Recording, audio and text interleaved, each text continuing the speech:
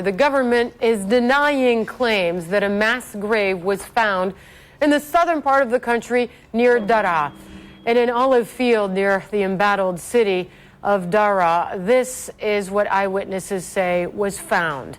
An opposition leader says multiple bodies, as many as 20 by one account, were unearthed early Monday. CNN can't independently verify the authenticity of these pictures. We have still not been granted access to Syria to report independently on the unfolding crisis there. Arwa Damon is monitoring developments from nearby CNN Beirut and joins us now. Tell us more about these images, Arwa, and what eyewitnesses say is a mass grave near Daraa. Well, Hala, according to one farmer who CNN spoke to, another farmer was heading towards his olive grove early Monday morning when he smelled the stench of bodies and then discovered a hand protruding from the soil. And that is how local residents say they discovered this mass grave, which could have held, as you were saying, just there up to 20 bodies. This is truly a gruesome discovery. Again, we cannot verify the authenticity of these images, but activists are saying that this is simply even more proof of the atrocities committed by the Syrian regime. Now, the Syrian government, for its part, is denying the existence of this grave. The Minister of Interior, according to state television, saying that this is simply part of a campaign of incitement and slander. Remember, since the beginning of this uprising, the Syrian government has maintained that it is simply targeting terrorists and extremists intent on sowing unrest in the country, perhaps intent on fomenting a civil war. But Human Rights Watch has released a number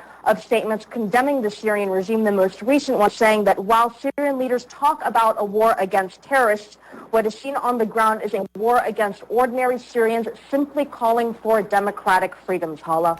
All right, now we're hearing from a U.S. official telling CNN that more sanctions will be announced against Syria in the next 48 hours following this so-called brutal crackdown on demonstrators, according to Western powers. What impact might that have on the Syrian regime, Arwa?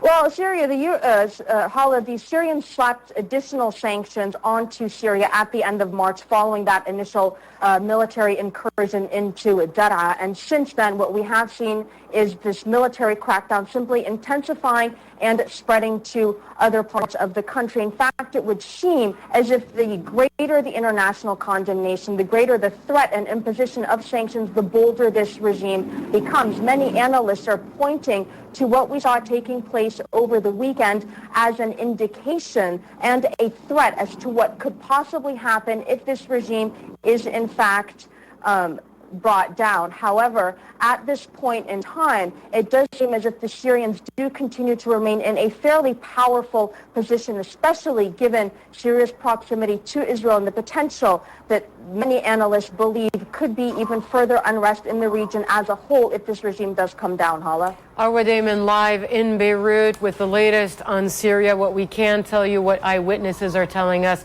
the reaction of the international community and a regime that appears still firmly in control in that country.